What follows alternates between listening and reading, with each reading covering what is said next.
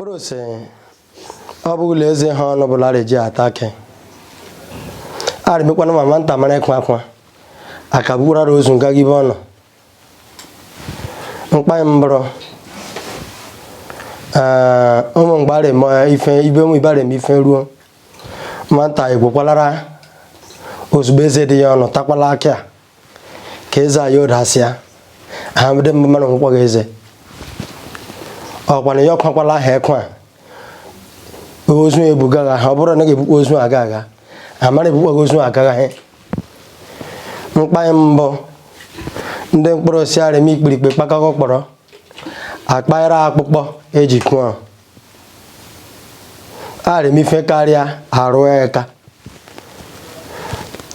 ụmụ ka m nara achị gbute ọnụ maka ife mekwa n'eziokwu ji adịkwaghị mkpụrụ rakwa egbuta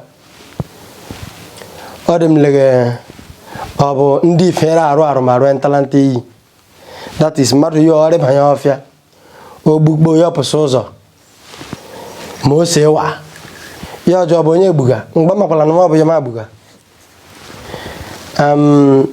ụmụ ka m chọrọ itu ya gbuoro ọnụ mkpụrụ maka ife dịla mbụ mebi emebi ibe ọ bụrụ chọrọ imebi ya omebi ruo ala ya kwana achọrọ ime ozi ama ya rekpaka ọnụ la a na-eji eme ozi ya m chọrọ ịmalise elugo and ibe m chọrọ ịmanye ọka mee elugo bụ because a sịara asụ ulu ama mma mbụ onye elugo so mmanye ibe m ụmụ ndị kpọrọ ụwa ndị Vanguard ụwa adịghị ife post ya ri ifu ọkụ ife mgbasa ifu ọkụ bụ internet passé as in PDF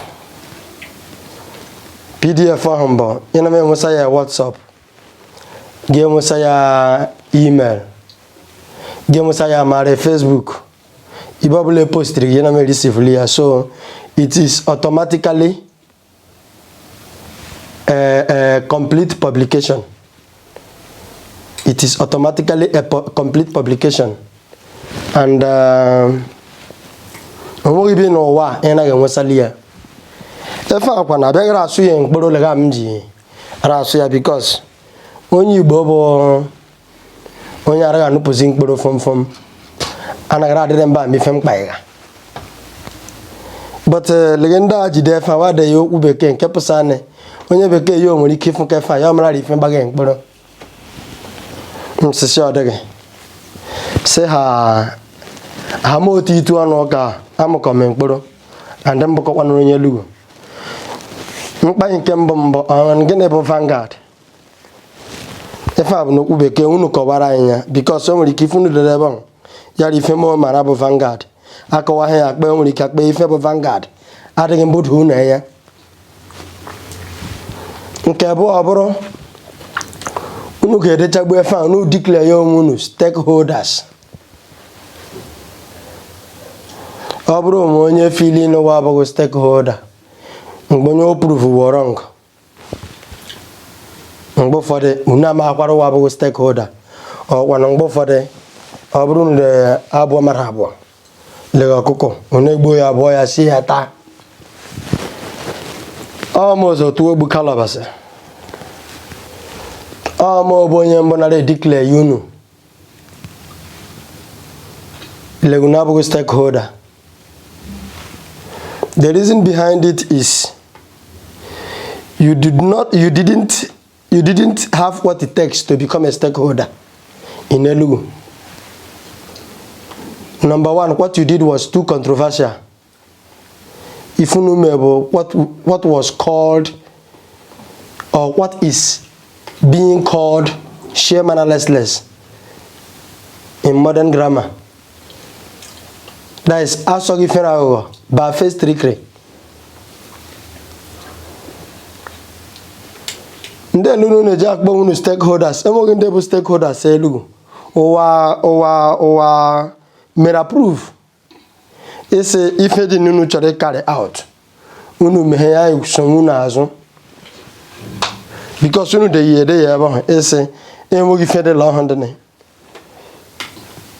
And for that, ND finally may criticize say, oh, are they unlegitimate? That is, in fact, what you did is baseless.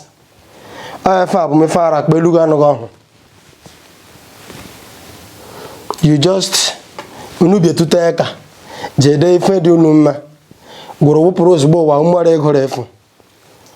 Alege go akwara ha. Unu je tupululu ekwa.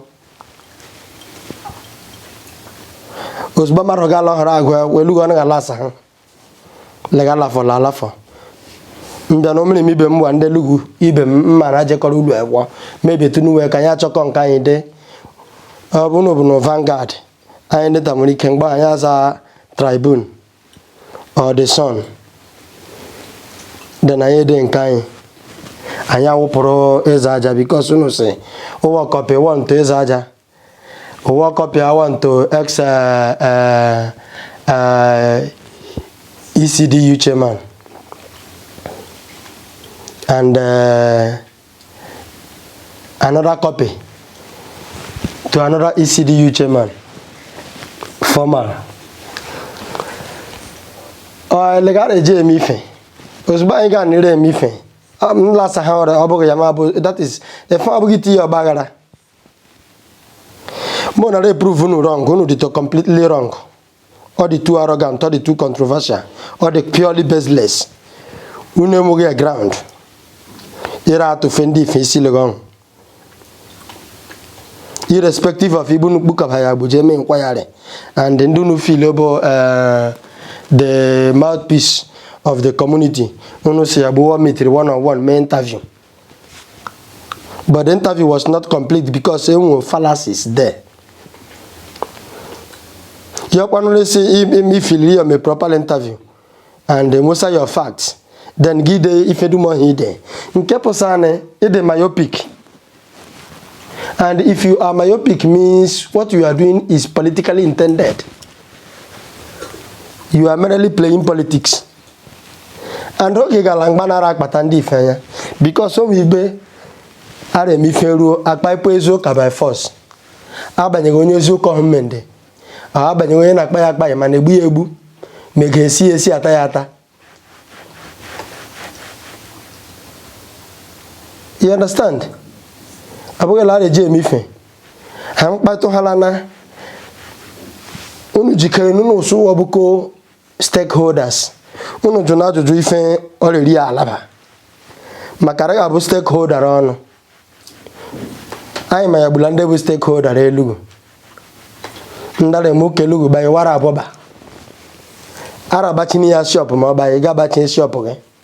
Ga boro la sen gboro ma ba. Onye dị lege 10-16 ọ remegbuo ọgbaju odoro ya lụọ agbo mkpụrụ atụ eto abalị rane asị me week ụmụ mgbari ma ọgbaju odoro ya lụọ agbo mkpụrụ atụ eto abalị rane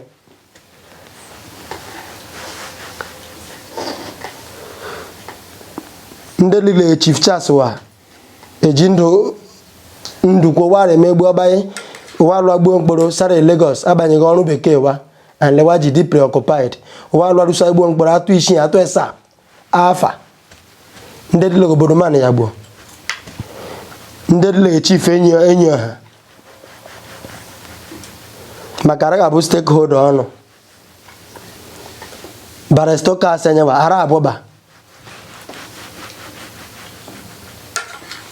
o ifechi stakeholder ri alaba aragma abakpa yono I'm co-stakeholders makiji 20 minutes do we wadetu ife degema post ti yara mbowa owara agora afa pe ko la stakeholder is ni ando won nya bora afun ira lu agbungboro lo omo ife ba se ni yokuru giro opuse wan to mama mo nya ore ora lu agbola ipo kelu yokuru giro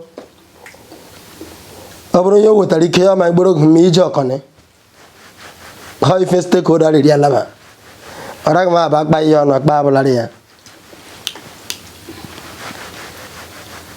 makando hombo ya bu stakeholder hilele ya gbu anya we ruo ba so ga gba ya gborogo di attack bare musa ga ma no bugi fomene ma mi je no asaba im ba im bu co stakeholder if that is a recommendations, but we are through the stakeholders or if order and the ECDU executives and there's Ajewa himself through order. Because someone going to be at the table of the ECDU, or say, okay, this Vanguard, you know, may offend or they are doing the year. Anye kula unje kula mi ifende nne une kusakula anye letu fulu nuga metubuga o ifale ri alaba abo ma bam stakeholder oda de legi be yabo o mi funu de lebo makos bayra no ku beke hamme po yeme po some of the recommendations say number 1 recommendation the Ezaja stood even the interested if me to sane the III sorry and the IV aremara chimo zife mi fega aga mobodo demma ara agwa yoga